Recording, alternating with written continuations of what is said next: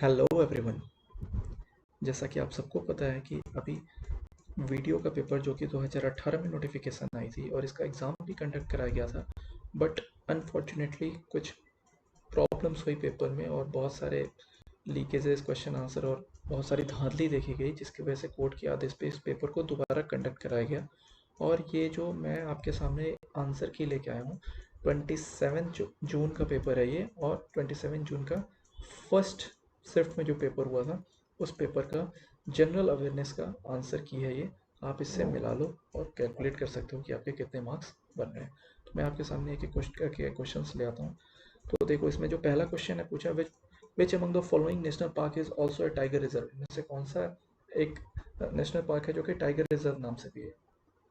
तो वो है अपना पन्ना नेशनल पार्क। जो सेकंड क्वेश्चन है उसमें पूछ रखा है कुद्रेमुख, जो कि टॉलेस्ट पीक है कर्नाटका का, वो सिचुएटेड है कहाँ पे? चिक्का मंगलुरु डिस्ट्रिक्ट में। और ये जो पर्टिकुलर पीक है ये किसी एक जानवर के फेस के जैसा उसका शेप है, तो वो जानवर का कौन सा है उसके बारे में पूछा हुआ है, तो वो हॉर्स है। उस 103rd क्वेश्चन आप देख सकते हो, इसमें पूछा है कि मृणालिनी साराभाई किससे एसोसिएटेड थे, कौन से आर्ट फॉर्म से? तो ये इनको आप सब लोग जानते होंगे, जो हमारे विक्रम साराभाई हैं थे, उनकी वाइफ हैं, जो ग्रेट साइंटिस्ट है हमारे इसरो के फाउंडर एक तरीके से, उनकी वाइफ हैं मृणालिनी साराभाई। ये भरतनाट्यम के लिए फेमस थी, इन्होंने अपनी एकेडमी दर्पण एकेडमी भी बनाई थी इसके लिए, और ये ग्लोबल परफॉर्मेंस देती थी भरतनाट्यम का। तो इन्होंने इस आर्ट को देश दुनिया में बहुत जगह फैलाया, इसलिए इनका कंट्रीब्यूशन इस फील्ड में बहुत ज़्यादा है, तो भरतनाट्यम से एसोसिएटेड है ये। जो नेक्स्ट क्वेश्चन है 104, उसमें त्रिरश्मि बुद्धिस्ट केव कॉम्प्लेक्स के बारे में पूछा है कि ये इनमें से ये तीन, जो इसमें तीन केव मिले हैं, ये कौन से जगह पे हैं, कौन से स्टेट में है? तो ये बेसिकली नासिक के एरिया में डिस्कवर हुआ था, और ये नासिक कौन से स्टेट में आता है? महाराष्ट्र। तो इसका आंसर हो जाएगा महाराष्ट्र। जो 105 नंबर का क्वेश्चन है उसमें पूछा हुआ है कि in which among the following layers of atmosphere ozone layer is present. Ozone layer कौन से लेयर में प्रेजेंट रहता है? जैसा कि सबको पता है कि अपना एटमॉस्फेयर को कैटेगराइज किया गया, troposphere, stratosphere, mesosphere, thermosphere, ionosphere, इन सब में क्लासिफाई किया गया। तो इसमें पूछा है कि कौन से पार्ट में ओजोन जो है वो लाई करता है। तो ये बहुत बेसिक क्वेश्चन है, एनसीईआरटी में और हर जगह मेंशन होता है, तो ये इसका आंसर होगा स्ट्रेटोस्फेयर। उसके बाद से जो नेक्स्ट क्वेश्चन पूछा हुआ है 106 नंबर का, इसमें पूछा which type of lens is use to correct near sightedness. तो इसमें जो पास के जिसको दिक्कत होती है देखने में, उसके लिए पूछा है कौन सा लेंस यूज़ करते हैं। तो इसके लिए आप सबको पता होगा, आजकल मोस्टली लोग ग्लास यूज़ करते हैं, तो ये कनकेव लेंस है इसके लिए। जो नेक्स्ट क्वेश्चन है वह कि जो काइबुल लामजाओ नेशनल पार्क है वो कौन से स्टेट में एग्जिस्ट करता है? तो ये सबको पता है कि मणिपुर में है, बहुत ही फेमस है यहाँ फुमडी, और ये डियर पाई जाती है, डांसिंग डियर जिसको बोलते हैं। तो ये काफ़ी हरदम ही न्यूज़ में रहता है और किसी न किसी एग्जाम में पूछता रहता है, तो ये भी रिपीटेटिव क्वेश्चन है, आप इसका आंसर मार्क कर सकते हो मणिपुर। उसके बाद जो नेक्स्ट क्वेश्चन है इसमें पूछा है कि इनमें से कौन से साइंटिस्ट जिनको नोबेल प्राइज़ दिया गया था किस चीज़ के लिए, कि इन्होंने स्ट्रक्चर और इवोल्यूशन ऑफ स्टार्स के बारे में बताया था। तो वो है अपने चंद्रशेखर, इन्होंने चंद्रशेखर लिमिट भी इनके नाम पे रखा गया है। तो ये बहुत इंपॉर्टेंट साइंटिस्ट हैं इंडिया के, जो यूएस में रहते थे, और इसके लिए इनको नोबेल प्राइज़ भी दिया गया था इस इवोल्यूशन ऑफ स्टार्स के बारे में बताने के लिए। जो नेक्स्ट क्वेश्चन है 109, उसमें यूनियन मिनिस्ट्री के बारे अमित शाह के बारे में पूछा है कि इन्होंने सेफ सिटी प्रोजेक्ट कहाँ पे लॉन्च किया है। तो ये अभी थोड़े दिनों पहले इन्होंने जब बेंगलुरु गए हुए थे कर्नाटका, वहाँ पे उन्होंने ये अनाउंस किया था, और ये बेंगलुरु सिटी का प्रोजेक्ट है, सेफ सिटी प्रोजेक्ट। जो नेक्स्ट क्वेश्चन है उसमें अगेन पूछा हुआ है कि 3D प्रिंटेड पहला पोस्ट ऑफिस कौन सा इंडिया में बनाया गया है? तो वो भी बेंगलुरु में ही है, सेम ऑप्शन है, आंसर इसका भी बेंगलुरु ही होगा। जो 111th क्वेश्चन है उसमें ल्यूमिनस इंटेंसिटी की यूनिट पूछ रखी है। तो ये बहुत ही बेसिक साइंस है, बचपन में पढ़ाया जाता है ये सब चीज़ें। तो यहाँ पे ये क्वेश्चन पूछा हुआ है और इसका आंसर है कैंडेला। कैंडेला इसका है आंसर। जो नेक्स्ट क्वेश्चन है पूछा है कि dilute aqueous solution of which among the following is used as a weak antiseptic for eyes. आँखों में कौन सी इसमें से केमिकल को या एक्वस सॉल्यूशन को यूज़ किया जाता है जो कि एंटीसेप्टिक की तरह काम करता है? तो ये डाइल्यूटेड फॉर्म में बोरिक एसिड को यूज़ किया जाता है। मेडिसिन वगैरह की आंखों की दवाइयों पे आप पढ़ोगे तो लिखा रहता है ये चीज़ें। जो नेक्स्ट क्वेश्चन है 113, इसमें पूछ रखा है कि इनमें से कौन सी जगह पे कुछ जो वायलेंस की वजह से 1 मिलियन पोलियो वैक्सीन को डिस्ट्रॉय हो गए। तो अभी सबको पता है कि सबसे ज़्यादा क्राइसिस और लड़ाई झगड़े कहाँ पे होते हैं, सूडान एरिया में। तो और दूसरा इसमें था यूक्रेन भी था लड़ाई झगड़े में, लेकिन यहाँ पे ये न्यूज़ में था कि सूडान में 1 मिलियन पोलियो वैक्सीन डिस्ट्रॉय हो गए सिर्फ क्राइसिस की वजह से, वॉर कंडीशन होने की वजह से वहाँ पे। जो नेक्स्ट क्वेश्चन है उसमें सागर श्रेष्ठ सम्मान अवार्ड के बारे में पूछा गया है। तो ये कौन से पोर्ट को दिया गया है, तो उसका आंसर है कोचिन पोर्ट अथॉरिटी केरला को दिया गया है ये अवार्ड। उसके बाद जो नेक्स्ट क्वेश्चन है 115, इसका आंसर होगा डेनमार्क। इसमें पूछ रखा है कि which among the following countries became the first country to import CO2 and bury it under sea. तो ये क्वेश्चन पूछा हुआ है कि इसमें से कौन सा देश है जो कि पहली बार ऐसा कोई चीज़ कर रहा है कि वो बाहर के देशों से CO2 खरीद के और उनको बरी कर रहा है अंडर सी में। तो ये अचीव करने वाली कंट्री कौन सी है, डेनमार्क। जो नेक्स्ट क्वेश्चन है वो है कि पूछा हुआ है कि मिलेट्स एक्सपीरियंस सेंटर कहाँ पे लॉन्च किया गया है मिनिस्ट्री ऑफ एग्रीकल्चर के द्वारा। तो ये आपको न्यूज़ में था कि INA जो दिल्ली हाट है वहाँ पे इसको लॉन्च किया गया। तो ये इसका आंसर हो जाएगा न्यू दिल्ली। अब आगे चलते हैं 117 नंबर के क्वेश्चन पे।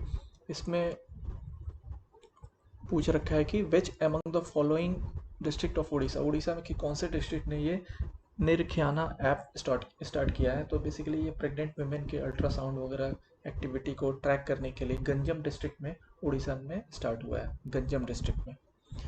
जो नेक्स्ट क्वेश्चन है पूछा है कि 64 साल का गैप लेने के बाद 1959 में रमन मैग्सेसे अवार्ड स्टार्ट हुआ था, उसके 64 साल का इंतजार करना पड़ा। 64 ईयर्स का वेट करने के बाद किसको इनमें से रमन मैग्सेसे अवार्ड दिया गया है। तो इसका आंसर बहुत लोगों को रवीश कुमार लग रहा होगा। रवीश कुमार जी को पहले मिला था, अभी ये वाला मिला है दलाई लामा। दलाई लामा होगा इसका आंसर, इसमें कोई डाउट नहीं है। दलाई लामा ही, बहुत बच्चों को आंसर इसका रवीश कुमार बता रहे थे, लेकिन इसका आंसर है दलाई लामा।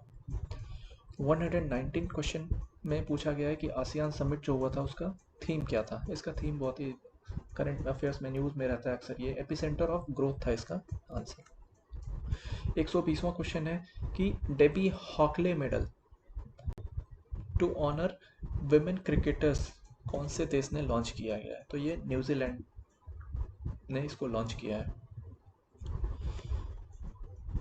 उसके बाद से पूछा है 121वां क्वेश्चन कि फाइनेंशियल स्टेबिलिटी रिपोर्ट कौन पब्लिश करता है। तो RBI पब्लिश करती है, ये बहुत ही ज़्यादा न्यूज़ में रहता है, आप लोग इसको देखे ही होंगे अपने करंट अफेयर्स में। उसका नेक्स्ट क्वेश्चन जो पूछ रखा है कि नोबेल प्राइज़ जो शुरू से 1901 से दिया जा रहा है, तो बहुत सारे फील्ड्स में पहले दिया जा रहा था, और 1968 में इनमें से कौन सा एक फील्ड एक्स्ट्रा ऐड किया गया था जिसमें नोबेल प्राइज़ दिया जाएगा। तो वो था इकोनॉमिक साइंस। इकोनॉमिक साइंस को 1968 में जोड़ दिया गया था कि इस फील्ड में भी नोबेल प्राइज़ दिया जाएगा। उसके बाद से पूछा है कि नेशनल स्टैटिस्टिकल ऑफिस के हिसाब से जो एनुअल पर कैपिटा इनकम है अभी के टाइम पे इंडिया में वो कितनी है। तो वो ये फैक्ट बेस्ड क्वेश्चन है, बजट और इकोनॉमिक सर्वे का आप अगर थोड़ा सा देख के गए होते तो इस क्वेश्चन को कर लेते। 1.72 लाख। कुछ क्वेश्चन छोड़ने के लिए भी होते हैं, अगर आपको नहीं याद है फैक्ट तो इस ऐसे क्वेश्चन को छोड़ सकते हैं पेपर।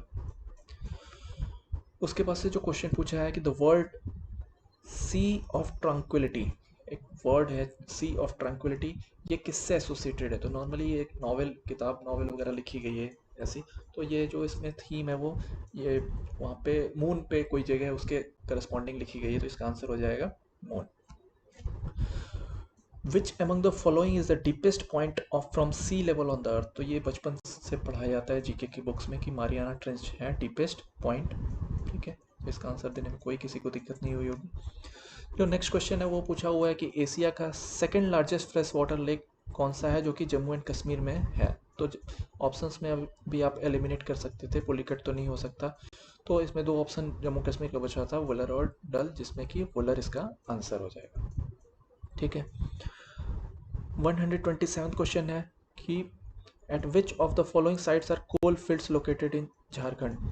झारखंड में जो कोल फील्ड्स हैं वो कौन से एरिया में पाए जाते हैं। तो सबको पता है कि झरिया बहुत सारे फेमस जगह है झरिया कोल माइनिंग के लिए। ठीक है। उसके बाद से नेक्स्ट क्वेश्चन पॉलिटी से पूछा है कि प्रेसिडेंट रूल लगाने के लिए कौन से आर्टिकल में मेंशन किया हुआ है कॉन्स्टिट्यूशन के, तो 356 इसका आंसर हो जाएगा, आंसर ऑप्शन ए। उसके बाद से पूछ रखा है कि state of India the state financial corporation mainly किसको असिस्ट करता है, जो जिससे वो डेवलप कर सके, तो ये एमएसएमई को प्रमोट करता है, medium and small scale industries को प्रमोट करता है ये। उसके बाद से पूछा हुआ है कि आरबीआई जो है अगर बैंक्स को, कमर्शियल बैंक्स को पैसे लेंड कर रही है तो किस रेट पे करती है, तो ये रेपो रेट पे करती है। उसके बाद से 131 क्वेश्चन पूछ रखा है कि प्रवासी भारतीय दिवस जो कि मनाया जाता है 9 जनवरी को हर 2 साल पे, वो पहली बार कब मनाना स्टार्ट किए थे। इसको सबको पता होगा कि प्रवासी भारतीय दिवस किस लिए मनाते हैं, क्योंकि इस दिन 1915 में 9 जनवरी को गांधी जी साउथ अफ्रीका से इंडिया वापस आए थे, तो इस देश को प्रवासी भारतीय दिवस मनाते हैं। और इसको जो अवार्ड देना स्टार्ट किया वो 2003 से स्टार्ट किया, तो इसका आंसर 2003 हो जाएगा। इसका जो अगला क्वेश्चन है ये बहुत ही इंपॉर्टेंट क्वेश्चन था और ये उम्मीद भी थी कि हर जगह पूछेगा बहुत जगह, और ये क्वेश्चन इसमें पूछा हुआ है कि international liquid mirror telescope India ने कहाँ पे लगाया है, तो ये देवा स्थल करके जगह है उत्तराखंड में, वहाँ पे Aryabhatta research institute of observational sciences है, वहाँ पे इसको लगाया गया है। उसके पास से 133rd क्वेश्चन आप देख सकते हो कि पूछा हुआ है कि मृच कतिका, ये जो कि सुद्रका ने लिखा था, ये किस टाइप का लिटरेचर है, तो ये ड्रामा है। उसके बाद से आपको 134th क्वेश्चन पूछ रखा है कि जो शेड्यूल्ड लैंग्वेजेस हैं कॉन्स्टिट्यूशन के कौन से शेड्यूल में लिखी हुई हैं, तो 8th शेड्यूल है, इसका आंसर आपको 8th शेड्यूल करना है, ठीक है। उसके बाद से हम आप देखते हैं 135 नंबर का क्वेश्चन। इसमें पूछ रखा है कि शिवाजी के डेथ के बाद जो इफेक्टिव पावर थी मराठा स्टेट की, वो एक पर्टिकुलर फैमिली के पास चली गई थी जो कि शिवाजी के सक्सेसर नाम से जाने गए। तो वो कौन से फैमिली से बिलोंग करते थे, तो वो थे चित्पावन ब्राह्मण्स, ठीक है। उसके बाद से पूछा है कि जो प्रीस्ट थे 136 नंबर का जो क्वेश्चन है उसमें पूछ रखा है कि जो आईवीसी मतलब इंडस वैली सिविलाइजेशन के टाइम में एक प्रिस्ट किंग का मिला था, वो कौन से जगह पे उनकी मूर्ति मिली थी, तो वो जगह है मोहनजोदारो, ठीक है। उसके बाद से अगला क्वेश्चन है 137 नंबर का क्वेश्चन। इसमें पूछा है कि रामाकृष्ण मिशन जो कि 1896 में स्टार्ट हुआ था, जिससे कि ह्यूमैनिटेरियन रिलीफ और सोशल वर्क किया जाएगा, वो उसके फाउंडर कौन थे पूछा है, तो इसके फाउंडर थे 1896 में स्वामी विवेकानंद ने इस ऑर्गेनाइजेशन को फाउंड किया था, तो इसका आंसर हो जाएगा ऑप्शन सी। 138 नंबर का क्वेश्चन इसमें पूछ रखा है कि the birth of new India, इस बुक को किसने लिखा था, तो एनी बेसेंट ने लिखा था इस बुक को। 139 नंबर के क्वेश्चन में आपसे पूछा हुआ है कि काराकोरम वाइल्ड लाइफ सेंचुरी, तो काराकोरम एरिया आपको पहले भी पता है कि ये लद्दाख एरिया में पड़ता है, तो इसका आंसर बहुत ही सिंपल है, ऑप्शन ए लद्दाख 139 का। उसके बाद 140 नंबर का क्वेश्चन है, उसमें पूछा हुआ है कि इनमें से कौन सी एक एंशिएंट यूनिवर्सिटी है जो कि यूनेस्को के वर्ल्ड हेरिटेज साइट में भी लिस्टेड है, तो इसका आंसर हो जाएगा नालंदा, ठीक है। उसके बाद से जो नेक्स्ट क्वेश्चन पूछा हुआ है कि राष्ट्रकूट डायनेस्टी जो है इसके फाउंडर कौन थे, तो दंती दुर्ग थे, जिनको दंती वर्मन नाम से भी जाना जाता था।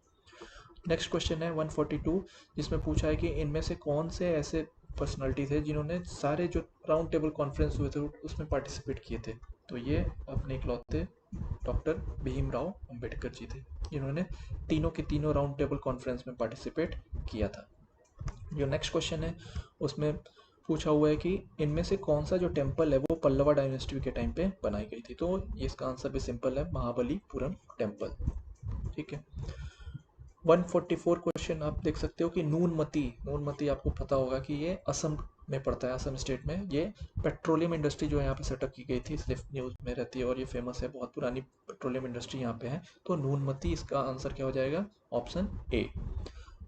चलिए देखते हैं 145वां क्वेश्चन। 145वां क्वेश्चन में पूछा है कि इनमें से कौन सा स्टेटमेंट स्टैचू ऑफ यूनिटी के लिए सही नहीं है पूछा है, ये ध्यान देना है, नॉट पूछा है, तो ये बिल्कुल सही है पहला कि 31 अक्टूबर 2018 को इसको किया गया था। नर्मदा डिस्ट्रिक्ट ऑफ गुजरात में पड़ता है, ये भी ठीक है। जो हाइट है 182 मीटर्स की या फिर 597 फीट की है, ये भी सही है। तो एक ही ऑप्शन बचता है जिसमें कि बोला हुआ है कि इसकी जो हाइट है स्प्रिंग टेम्पल बुद्धा से कम है। तो आपको अगर नहीं भी पता है तो आपको बाकी 3 ऑप्शन से एलिमिनेट करके पता लग गया था कि आंसर यही होना है। तो आपको नहीं पता हो तो मैं बता देता हूँ, स्प्रिंग टेम्पल बुद्धा की हाइट जो है वो 420 फीट है, जो कि स्टैचू ऑफ यूनिटी जो कि 597 फीट से है वो उससे बहुत ही कम है, जबकि इसमें उल्टा लिख रखा है। तो इसका आंसर हो जाएगा सी। 146 क्वेश्चन है, इसमें पूछा हुआ है कि बैक हैंड स्ट्रोक किस स्पोर्ट्स से रिलेटेड है। तो टेनिस का है, ये सबको पता होगा जो भी टेनिस से रिलेटेड होंगे या फिर इसके बारे में पढ़ा होगा कभी। बाकी आप इस क्वेश्चन को स्किप भी कर सकते हैं आपको अगर नहीं पता हो पेपर में तो। नेक्स्ट क्वेश्चन 147 में पूछ रखा है कि कोरल रिफ्स इनमें से इंडिया की कौन सी जगह पे पाया जाता है। तो गल्फ ऑफ मन्नार बहुत ही फेमस है इसके लिए, आप भी जाइए यहाँ स्कूबा डाइविंग कीजिए। जो नेक्स्ट क्वेश्चन है इसमें पूछा है प्लैनेट जुपिटर के रिगार्डिंग कौन सा स्टेटमेंट करेक्ट है। ध्यान देना, इसमें पूछा है करेक्ट है। तो बोला हुआ है कि फर्स्ट ऑप्शन आप पढ़ सकते हो, it is a planet which does not contain any gases. अरे ऐसा कैसे हो सकता है, जुपिटर को वैसे ही जोवियन गैस या गैसियस प्लैनेट बोलते हैं, तो ये तो होगा ही नहीं आंसर। बी ऑप्शन कह रहा है Jupiter is the second largest planet of the solar system, ये भी गलत है, ये फर्स्ट लार्जेस्ट है, सबसे बड़ा है। और ये डी ऑप्शन भी आप देखो, इट हैज़ ओनली 2 मून्स, जबकि जुपिटर पे बोला जाता है कि सबसे ज़्यादा मून्स है, इवन हर साल कोई ना कोई नया मून वहाँ डिस्कवर हो जाता है। अभी भी 60 प्लस में है वहाँ पे मून, 70 भी क्रॉस हो गया होगा शायद से अभी तक। तो आप इसमें भी एलिमिनेट करके कर सकते थे कि आंसर सी होगा। अगर आपको ये इस क्वेश्चन का आंसर नहीं भी पता होता तो बाकी की जो चीज़ें आपको पता थी उनसे एलिमिनेट करके ऑप्शन सी पे आप पहुंच सकते थे। इसका आंसर है ऑप्शन सी। 149 क्वेश्चन जो है उसमें पूछा हुआ है कि इनमें से कौन से माउंटेन को एलिफेंट माउंटेन नाम से जानते हैं। तो ये बहुत ही ज़्यादा पुरानी चीज़ें हर बुक्स में लगभग मिल जाएंगी। ये अन्नामलाई हिल्स को कहते हैं एलिफेंट माउंटेन्स, जो कि तमिलनाडु में आता है। ठीक है। 150th क्वेश्चन क्या कहता है कि इनमें से कौन सी जगह पे डिस्ट्रिक्ट में यूपी के सबसे बिगेस्ट सोलर पावर प्लांट लगाया गया है। तो उसका आंसर होगा मिर्ज़ापुर। मिर्ज़ापुर में सबसे बड़ा सोलर पावर प्लांट लगाया गया है उत्तर प्रदेश में। ठीक है, ओके। तो इस तरीके से आप ये बहुत ही एक्यूरेट आंसर किए, मैंने कोशिश पूरी की है कि इसमें एक भी एरर ना हो। बाकी आप इससे मिलाइए और अगर अच्छे मार्क्स आ रहे होंगे आपके तो अपने स्कोर भी बताइए, कितने स्कोर किया आपने कमेंट बॉक्स में।